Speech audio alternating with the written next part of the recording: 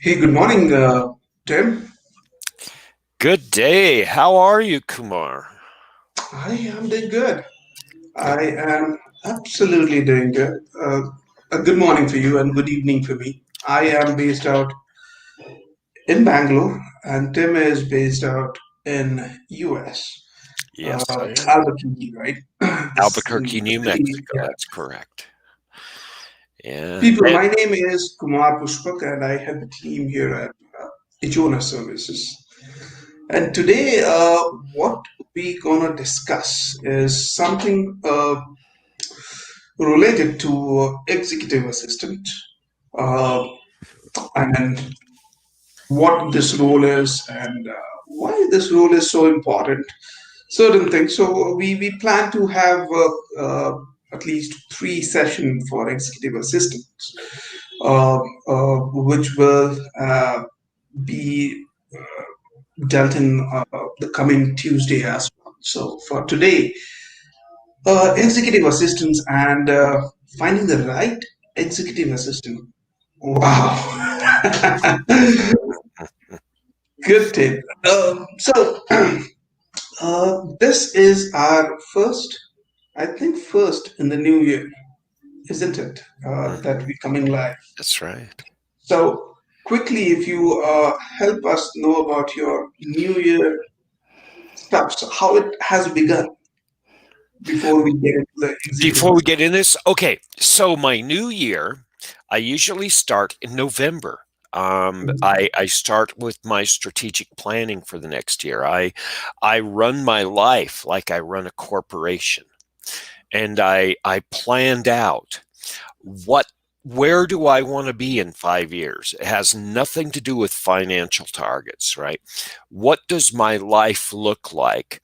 Do I have more time to do this? Do I have more time to do this? Have I put this in automation? And then I say, okay, in 3 years, what do I have in place to make that dream come true? And in 1 year, what do I have to start building in order to get those 3 year things in place to get my 5 year strategy? And I keep this as a rolling strategy throughout the year, but I set aside time and I finalize that in the first week of January. So I'm set. I know what I have to do today to hit my targets, and I do that. My life and my work is meat and potatoes. I have a little bit of pepper, I have a little bit of salt, I have a little bit of chili, but most of my life is focused on meat and potatoes. My meals, my exercise, my research. It actually told me if I want to be the type of person I want and do the work I want in 5 years, I have to be reading certain things. So it's course correction, and it's making the course correction that I'm going to stay on for the next 6 to 9 months. And that was great. And I feel so satisfied that I did this. Now, it may change. In the middle of this, look at what's happening politically in both of our countries. We're trying to do that too, right? We're trying to get a foot in the sand that's been constantly moving. Look at the way we're hitting the virus. It's the same thing. And the experts now are not so afraid. And the experts are coming out and starting to talk their opinions now. And we're hearing more publicly. We're scared. And our experts have been really scared about that, which makes us scared, which puts too much pepper in our news and puts too much pepper in our personal lives. And so I've been thinking about this the last 3 weeks. I think we need right now just meat and potatoes. And we actually voted a meat and potatoes president in. So I'm very optimistic for our country, as long as the rest of the country settles down with their pepper.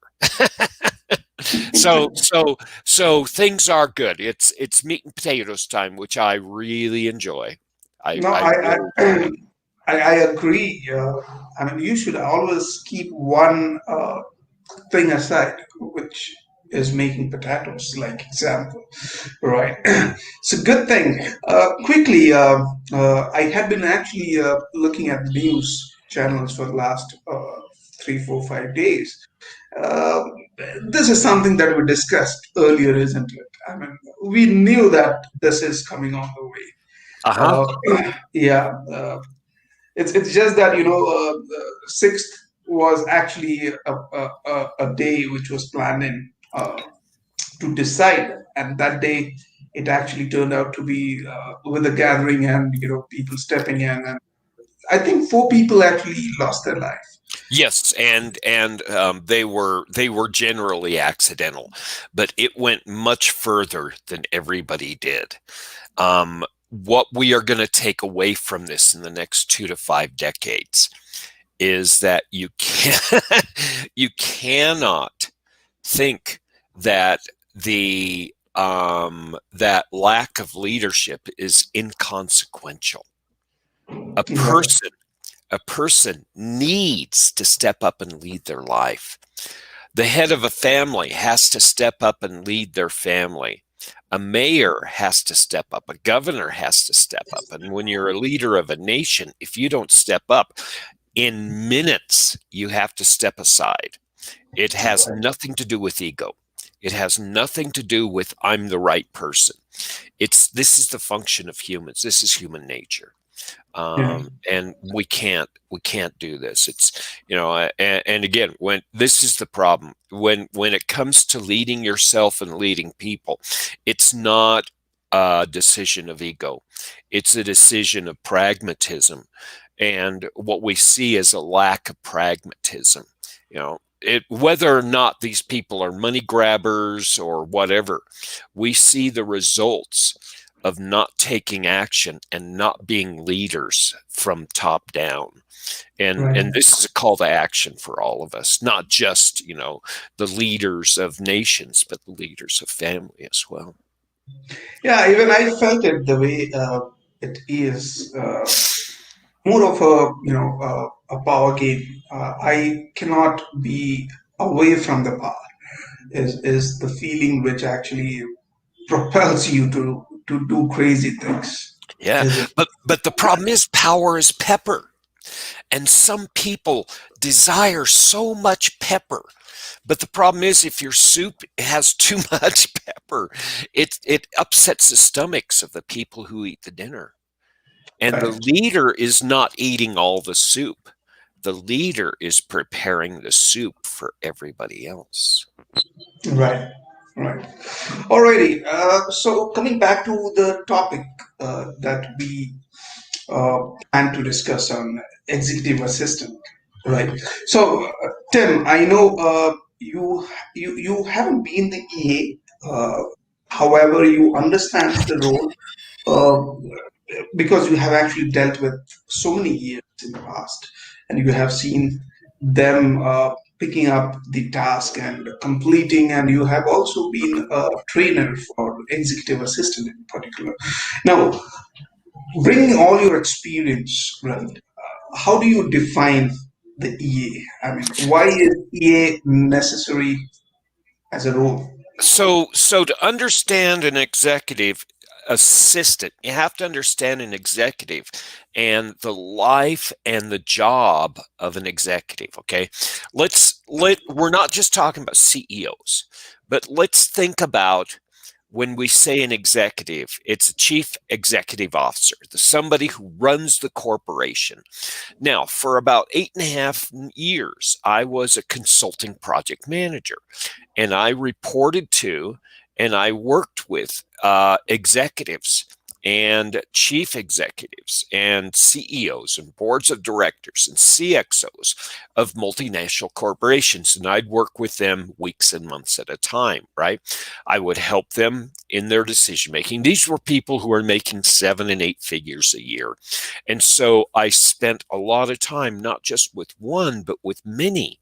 So I got to understand not just the profession of an executive, but also the mindset and the job requirements and what it does to one, emotionally, physically, and intellectually. And I observe this. And so when we get back to what we call an executive assistant, I can actually speak to not just what the job is, but what the role demands of an individual to support one of these executives. And that's what you're doing. You're creating a work environment so that the executives can do their job. Now, we were Mhm. just talking about leadership, right?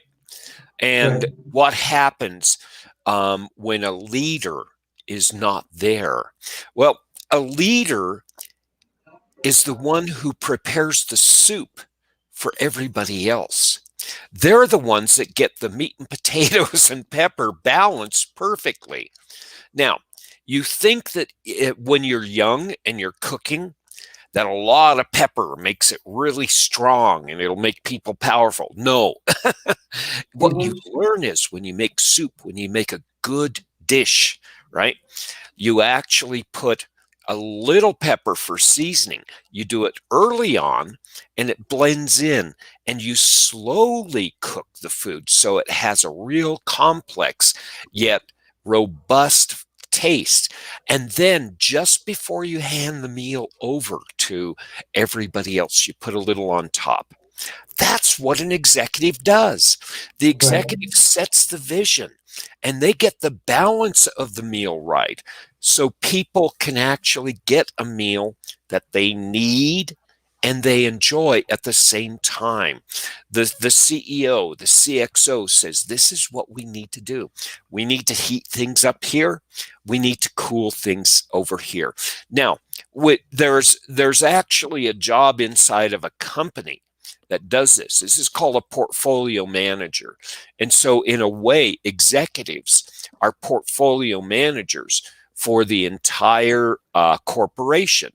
And so, in order to get the balance of the soup right, a CEO has to have a lot of information and they have to have it organized very quickly. And it's Mhm. funny, this is I'd be walking to a conference for my corporation, and I'd see the chief executive officer walking the same way. And we'd say hi and he'd say hi. It was very pleasant. All the CEOs I met with inside my corporation were very pleasant. They had to be personal, but they had to be very direct and very focused. And he had his nose in reports and he was thinking, and this one had glasses and he had pull it down. He was looking like this. And we said hi and he said hi. And my friend said, we're really looking forward to your speech. And he said, oh, I'm looking forward to what I'm going to talk about too. And it was like, oh, okay. And there was just normal conversation. I realized these are human beings and they're under intense pressure and they're making huge decisions that are going to impact governments and impact nations and not just people. Right. And so I said, these guys are under a lot of pressure.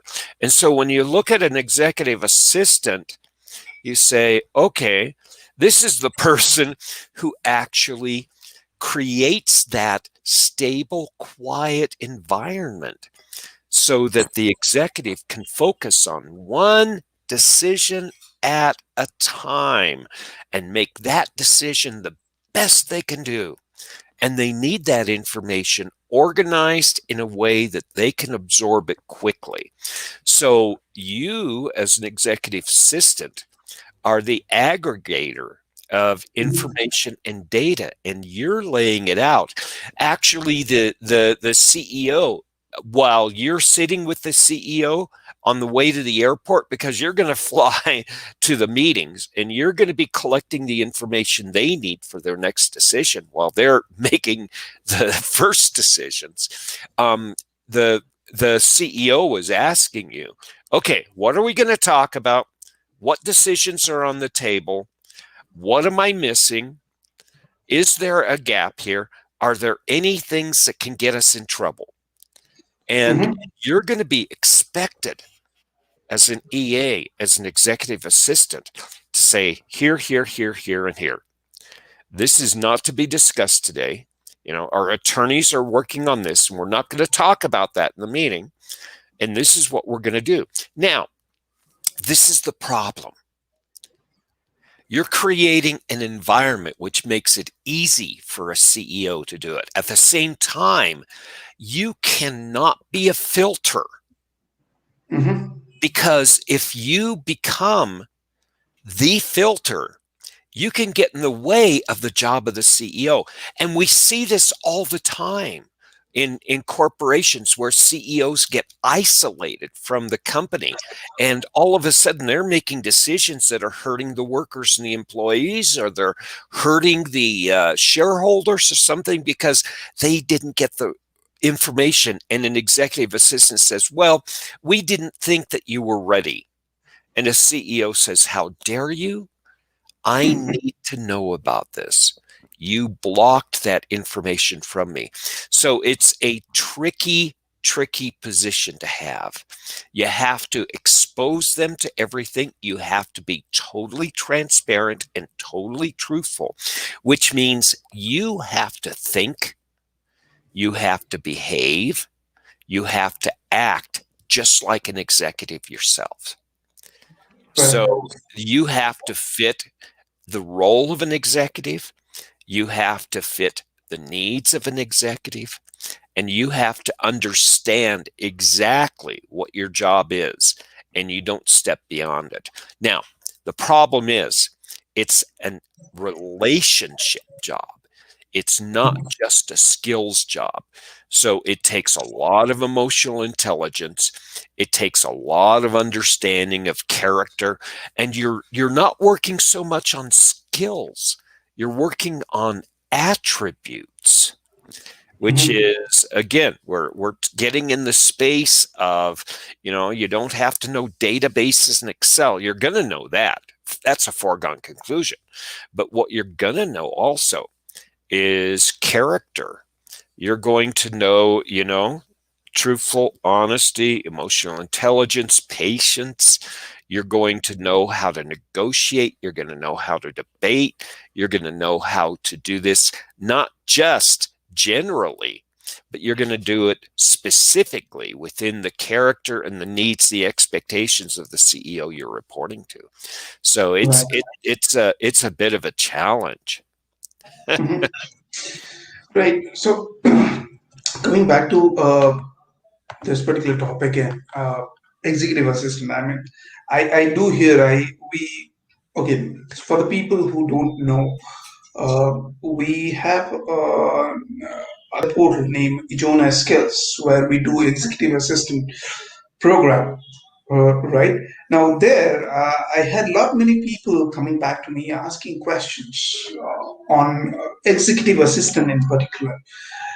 Now, would you be okay? Would you actually elaborate, right? How do I learn how to become an EA? I mean, that's the foremost important question. So, an executive is a leader in business. Mhm. So, we have three different skills that you have to build on.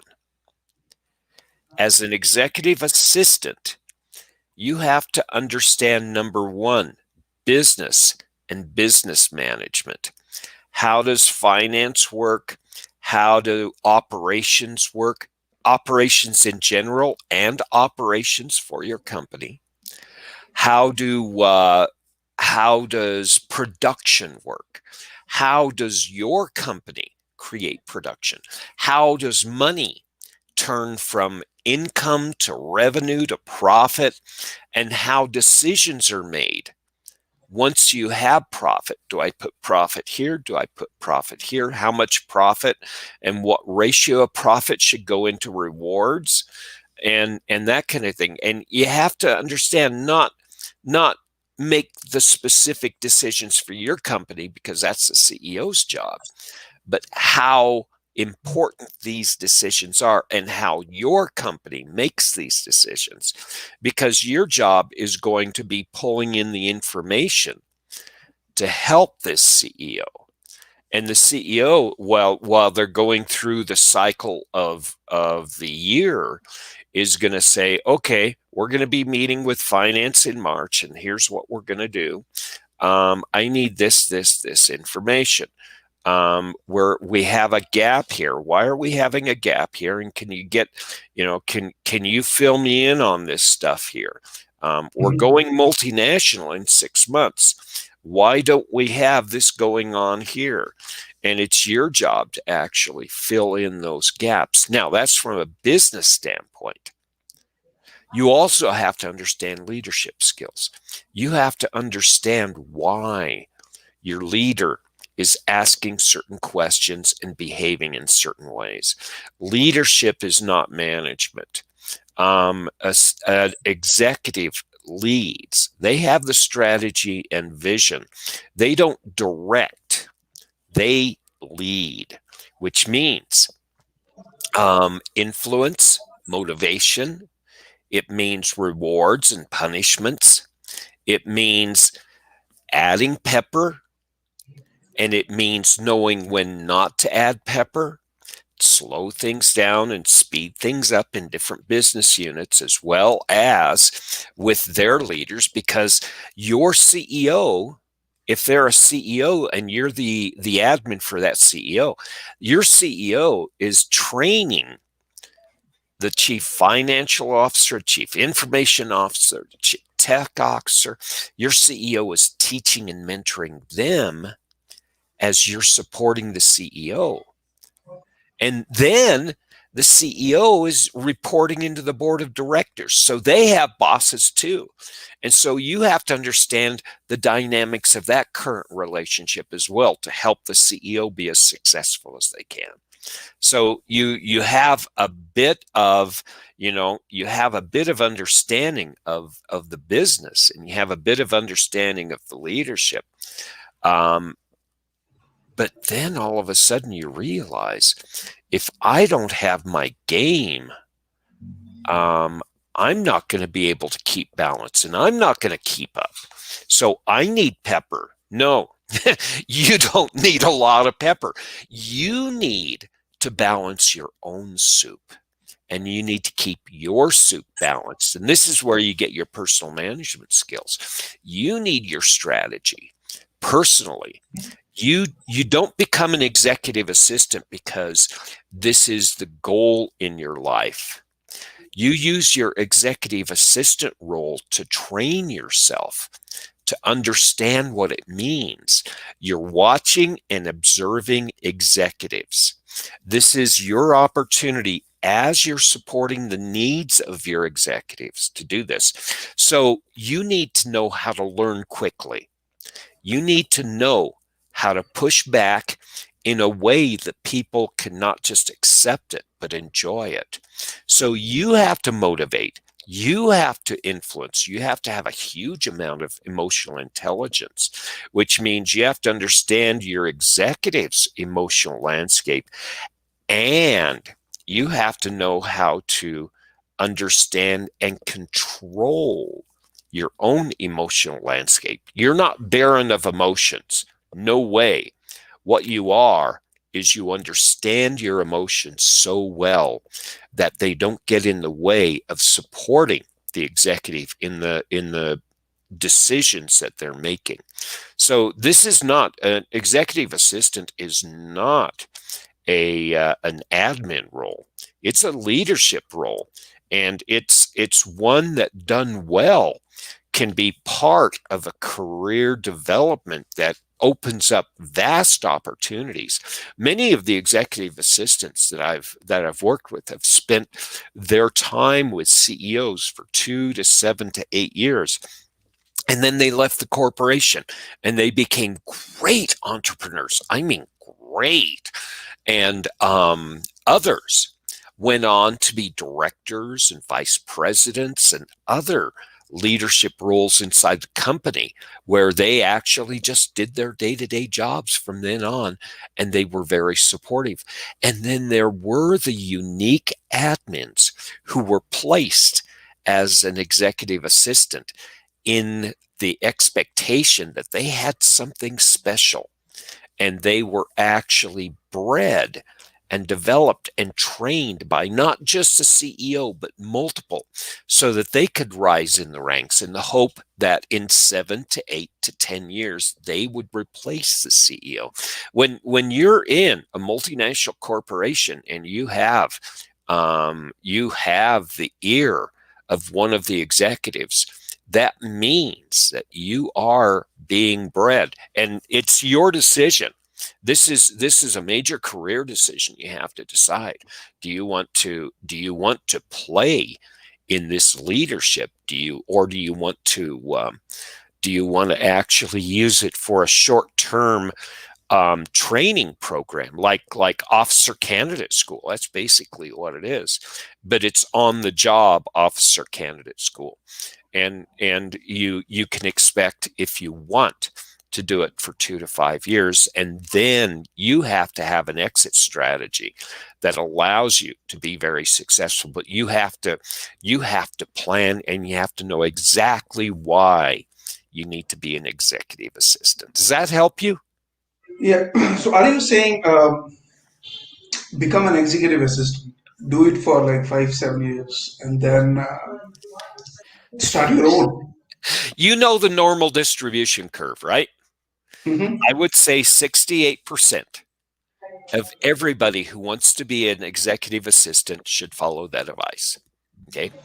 16% of you, I would say, maybe, just maybe, those of you should do it. And 16% of you, well, should do it on the hope that you can actually have an opportunity in the next 2 to 7 years to move into an executive role. And then 16% of you are going to try it out, and it's not going to be for you, because that job is a lot of pepper. And Hmm. you have upset stomachs, you have upset minds, and it's going to take years off your shoulders, especially in major corporations and in major leadership roles. It's something that you take very, very, very seriously. This is a major decision. Yep, I see that. What where you coming in from? So that's a good point that you made it. Now, let me ask you this: executive assistant, right?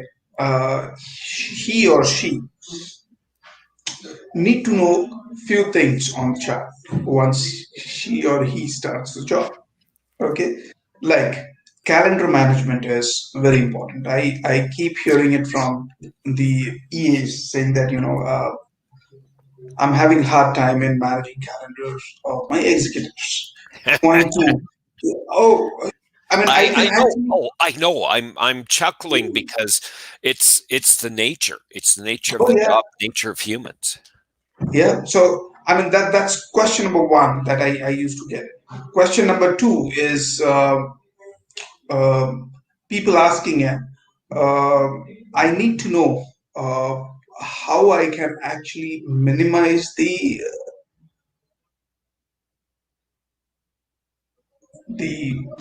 how should I minimize the temper of my executive, right?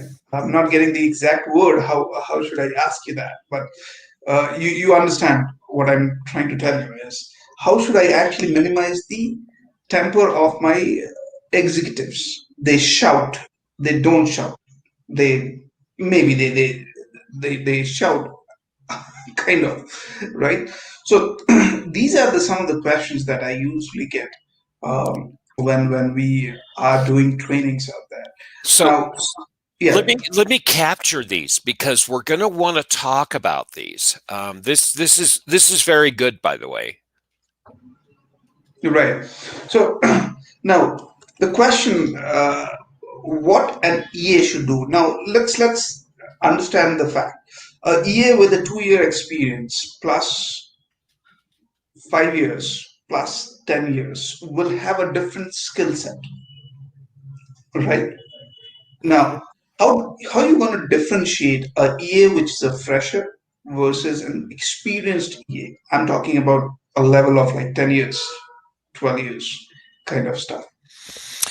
Well, again, let's take it from a general management standpoint, and then we'll look at the executive level.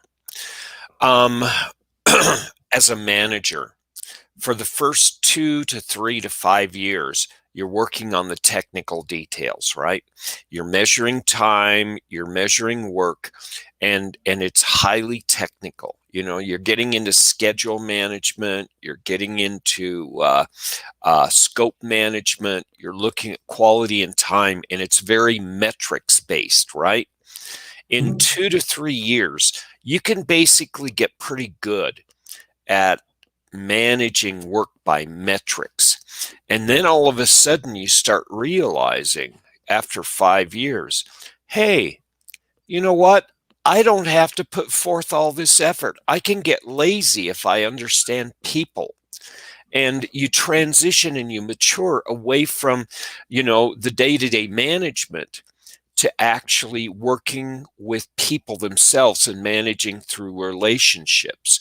Managing through relationships is what we call leadership.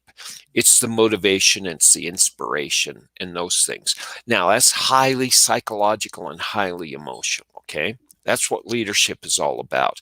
And it takes about 5 to 15 years on top of those 3 to 5 years, not just to understand what it is, but to be able to use your leadership successfully.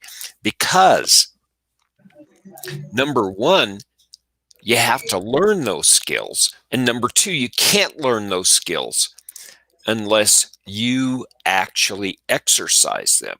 And everybody asks me, where do I, if I'm not allowed to lead, where do I learn? And I say, where historically all teachers of leadership have said, learn to lead yourself first. Understand the mechanisms of leadership by getting your own life in intact. Take classes by all means. Take night classes, take classes, read books, read biographies of great leaders, take notes, ask questions whenever you're around leaders. Ask them why. If they have time, it's wonderful. Collect this information. Lead yourself in the acquisition of knowledge, and then lead yourself in practicing the results of that knowledge and see what works for you personally. And as you learn the discipline and as you learn how motivation works for yourself, you're going to motivate yourself. And people are going to naturally gravitate towards you because not only are you changing the way you're treating yourself, but you're changing the way you treat others. And all of a sudden, you're developing leadership attributes and character, which means charisma and charm. You're being able to use logic and debate. You're able to motivate not just yourself, but you're automatically learning how to motivate. I don't motivate um, just the people that work for me. I motivate my peers. I motivate my wife and my children. I motivate my pets because because this is where we learn to lead, and it's not necessarily something you hang up by your hat when you come in the house. Character and attributes are the hardest things to learn because you have to first of all, learn how to learn them. And the second of all, you have to practice them. And it's not something that, like Excel, that you learn in a classroom and take back to work. Um, these are the things that we have to be understanding. This is a journey. This is not a destination. This is a progress.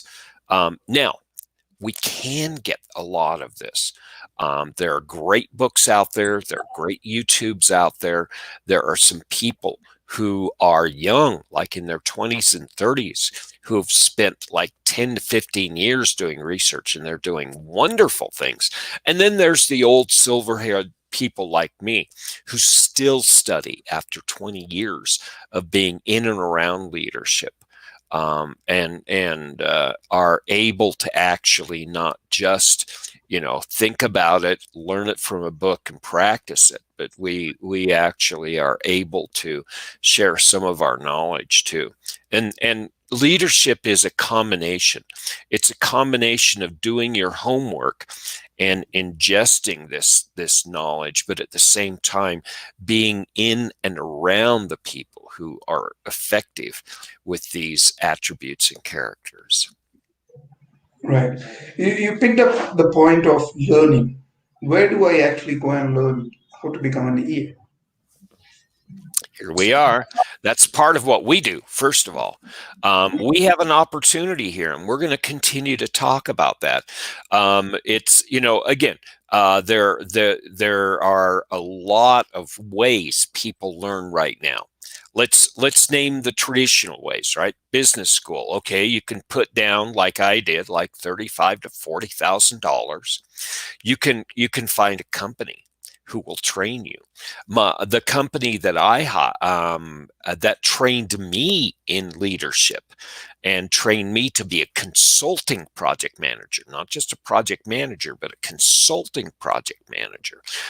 They paid over $200,000 in training for me to actually refine my skills even before I went in front of clients. And so there's that expectation. No, you don't have to spend a lot of money, but where you don't spend money, you're going to spend effort.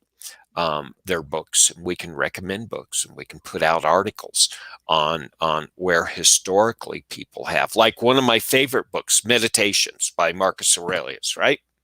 Who carried meditations with them in their back pocket? 2/3 of the popes.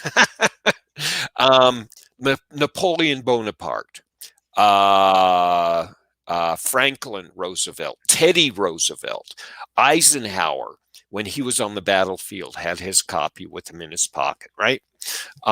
These are the books, and these are the things that those people read. And I would advise that we look and see what other leadership books were. And we can talk about Marcus Aurelius. He was a great leader, but at the same time, we can actually lay out a really good syllabus on leadership and business topics.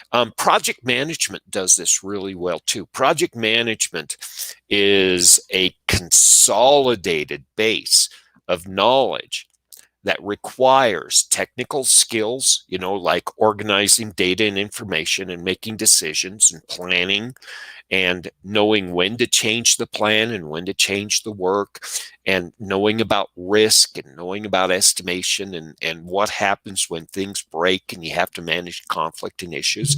But it also talks about leadership, and it also talks about how business functions. So I advise a lot of people to learn how to manage projects, because project is a mini business in itself, and it allows you to exercise all of these leadership and management skills that you need, not just to be an executive yourself, but to support executives. And again, as you get and develop there for the first 3 to 5 years, you start developing your leadership capabilities. And then as you start shaping that, you bring that back into your operational work, and it opens the doors. So there are stepwise functions that you can do. On top of that, it's spending nights and nights after work reading and researching and actually refining your skills and being very truthful to yourself, not only in your career development, but also being truthful in yourself. Am I progressing? Where are my weaknesses? Where are my strengths? I need to actually play to my strengths, because it's going to be a long, hard push. Going to be a lot of pepper. But at the same time, I need to be really authentic with where I'm weak and find people who are strong in my weaknesses so I can learn quickly and effectively and make sure that those weaknesses don't take me down. It's Right. it's a journey you can learn in the classroom with about 60% of the true education happening in your personal and your professional life. Let's put it that way. No, that's a realistic number. Yeah, we come across those numbers almost daily. Uh, Now, coming back to the overall EA perspective, right? Do you really think EA is important? I'm questioning this at this point because what if the EA is not there? So, realistically, in our lives, we have our own executive assistant and we don't know it. That's that little voice in our mind. Sometimes in our personal lives, our spouse becomes our executive assistant. Sometimes in our personal life, we have what we call a community of trusted advisors that become our executive assistants. They're not just one person. When you're making critical decisions, you have assistants. Okay, they may not be full time, but they are there. It's necessary. It's the way the human mind works.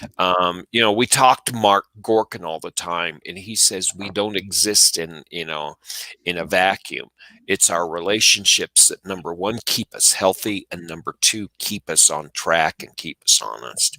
And that's what a really good executive assistant can do. They create that environment so the CEO can be successful. And in personally and professionally, we need that. Now, I'm going to say something, okay? For the last 15, well, since the early, mid to late 1980s, let's say that, corporations have changed their culture so that we don't feel safe. Corporations don't like right now to um, have a very bland soup. They like to have a lot of pepper. Okay. And corporations have done a lot of turnovers, and corporations have done a lot of consolidations and acquisitions. They're making changes constantly, which actually is the pepper for the soup. And with too much pepper, it makes everybody upset. Not like angry, but it makes their stomachs and their hearts upset, right? And it's generations of us who've grown up inside of corporations professionally, thinking that corporations are all pepper and no potatoes and meat. And so, what we have to do is actually understand this. And we have to understand that maybe the environment I'm in is just a little too much pepper. And so we have to figure out that balance for ourselves and where we are before before we can move into being an executive assistants. We need to actually think about where we are and what we want to do. So there's a lot of decision making that we need to have in place as we go. I know that took you away from your answer, but I think that gives you the context of the answer you're looking for. No, that's right. The other question that I have is what's the difference between a PA and an EA? A which and an EA. And a PA, personal assistant, and executive assistant. Are these two different roles, or is this the same thing which is said differently? Well, it's really funny. In the pre 1980s, when you were a manager, you had an admin, right? Mhm. And they were an administrative assistant. They were a secretary. But the problem is, most of that job was automated throughout the 1980s and the 1990s.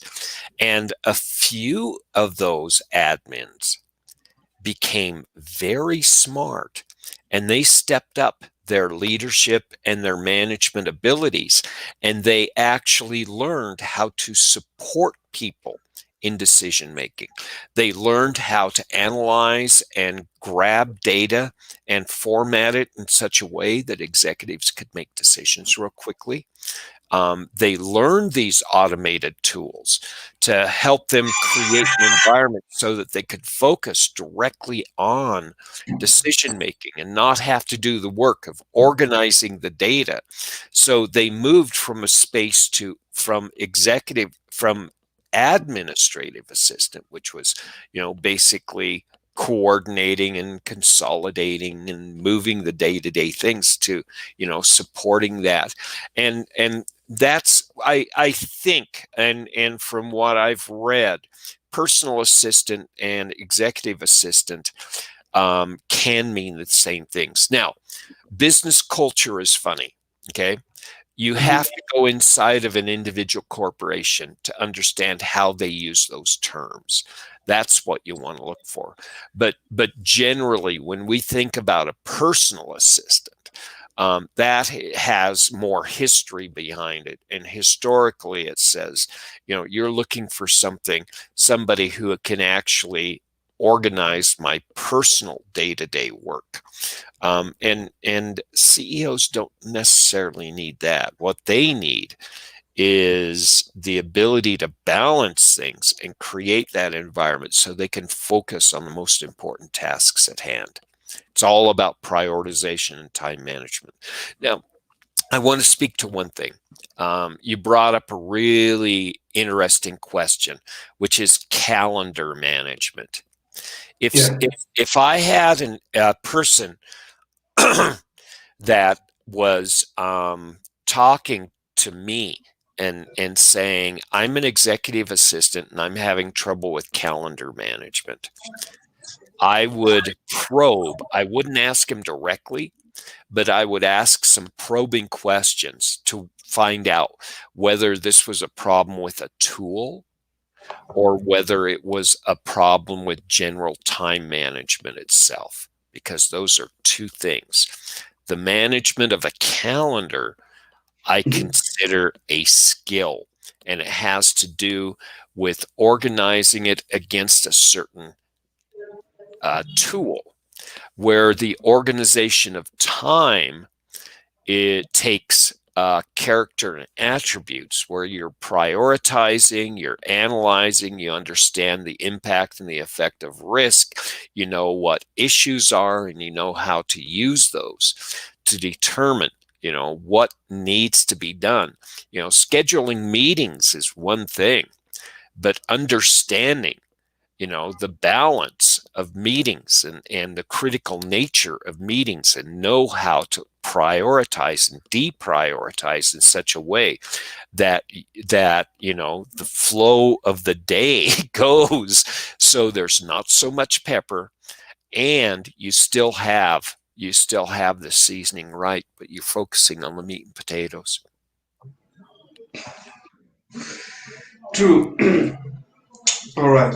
Great. No, so people, if you have any questions, you can ask him. Uh, Now, the other question you had um, was getting a handle on emotions. oh yeah. This is a big question, and we could spend a whole hour. We can spend a whole hour talking about calendar management and time management. We could spend a whole hour and multiple sessions. We People have written books on handles on emotions, and there's, I can give you 5-minute guidance on that, but I would like, as we get questions through here, number one, we can actually expand on what we're talking about. We can break this out in many ways, but getting a handle on emotions um, is not necessarily getting a handle on the emotions of others. It's funny because as I've matured, I found out people can yell at me and people get very angry. And it's like, Mhm. yeah, that's who you are, and it doesn't impact me. And that's how you learn how to manage emotions, but you're not managing other people's emotions. You're managing yours. That's the first lesson. This is called emotional intelligence, not just understanding the emotions of others, but understanding your emotions. And if you are around somebody who does not have a lot of emotional intelligence, you can expect that they're going to yell, and it's going to have a lot of pepper in that room whenever you're in meetings with them. Now, I am a classically trained singer, right? And I had many music coaches up through about, I stopped training professionally about 25, 26. And one of my coaches always yelled at me. And when he and I got together, and he said, "I'm going to be training you, Tim. This is it. And you're not going to like me. People don't come to me because they like me, because I'm mean. And I'm not going to treat you nice. But that's not why you're here. I'm not here to treat you nice. I'm here to make you better. And what I'm going to say is going to hurt. And you're going to be that way." And I just had to understand that was their mechanism. That was their mechanics. And that's fine. I could deal with that once I knew that he was open. If so, if your executive and if the culture is openness and authenticity, you can actually manage that anger. And you're not managing the anger coming at you. You're managing your response to that anger. And if you can be authentic, you say, "This is not for me," you can actually transition out of that environment successfully, or you can learn how to actually, be very stoic about it, very pragmatic, and say, "This is their anger. It's not my anger. And they're not yelling at me. They're yelling at an object." And because they have to control themselves in certain areas, they're expressing it where they feel safe. So, in a lot of ways, expressing anger in front of an executive is a bit of a sign of respect, because you're doing the job of an executive assistant. You're making them feel safe where they can express themselves. But you have to understand, the human psyche can only take being yelled at for a certain amount of time. That's way too much pepper for a person to take on full time for the rest of their life. That's right. All right. So we have discussed on the topic so far. We will further discuss it in the coming Tuesday. We'll have more questions on it. However, Tim, uh, what we are going to talk about, I mean, throughout this year, I mean, this is not related to executive assistant, but I'm just talking in general now. Uh, Changing needs of business, changing needs of education, changing needs placed on the individuals. I mean, there are so many things which is changing, and we absolutely know that uh, we are not getting back in 2019. Uh, No, Life no. has And changed. not only that, but if you look at the news, the World Health Organization is saying that we're not going to get herd immunity throughout 2020. It's not going to happen. And so we can expect this to be extended. Now, let's get back to our discussion that we've just talked about with executive assistants.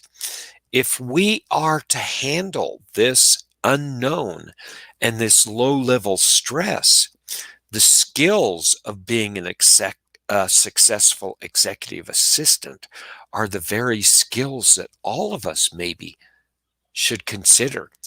Again, being prepared for the unknown, right? A CEO has to make decisions in facing the unknown, and their grave decisions. An executive assistant has to be ready to face the unknown, to prepare the environment for the CEO to make these great decisions, to support that decision making. And so they have to be ready and packed for the unknown. And this is why I spent so much time studying. As a small business owner, I had to be learning, and every entrepreneur has to understand this. You're not managing a straight line, you're managing day to day turbulence, and you're in the middle of a storm. And you have to have the skills and step up. So as we talk, we may not be talking about executive assistants, and we may not be talking about surviving through these things like the pandemic and cultural and political and society unrest. We may not be talking about, but we're talking about the very skills and the very knowledge that we all need to embrace and understand and consciously develop in our communities as well as in ourselves. So I consider these topics all to be the same, not just similar.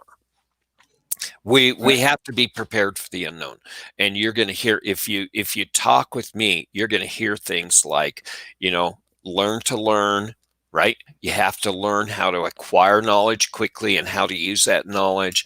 You have to learn how to treat obstacles. You have to learn that's your risk and your quality and your issues. You have to learn how to reach out to people and work with them. And that's our discussion with Mark. You have to learn how to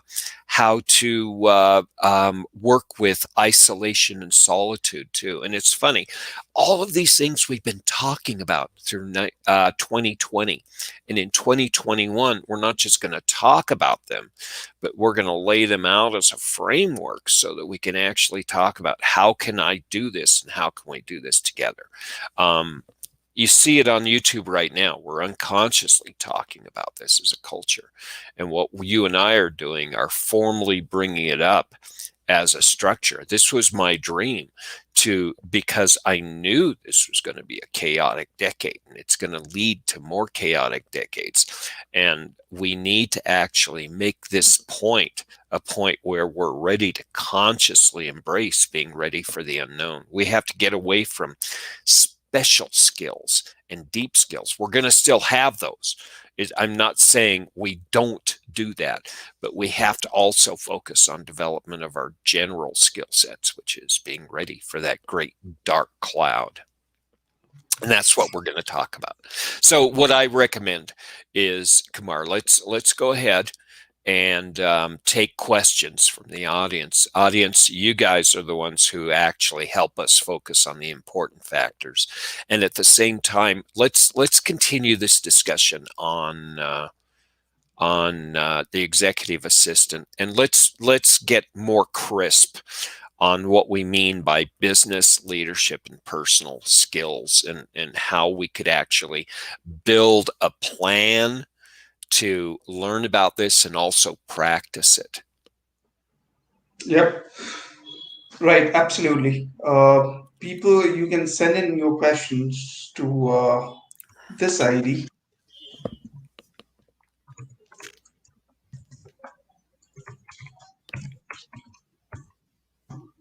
kumar@unitservices.com. You can send in your question to this ID, and I'll be taking it with Tim in the next Tuesday session that we going to do. With this, thank you so much, Tim, for your time. I really appreciate it. I mean, I always keep appreciating your time, isn't it? Oh, So, it's a joy. It really is. And actually talking about this not doesn't just help you, it actually helps me clarify my thoughts and um, confirm what I've been studying these last decades actually is relevant to today. I'm very excited that this means something to you and our audience. yeah. Audience, I really appreciate the feedback. And I know for sure, I mean, it's just that you haven't stopped learning yet. So, Yeah, I will never get to a point in my life where those were the best days of my life, because today is the best day. It really is. Live in the moment, people. Please do. Enjoy yourselves. right, live in the moment, enjoy yourself. With this, we're signing off. We'll again connect the next week, Tuesday, same time, same platform, and we look forward to that. Thank you so Thank much.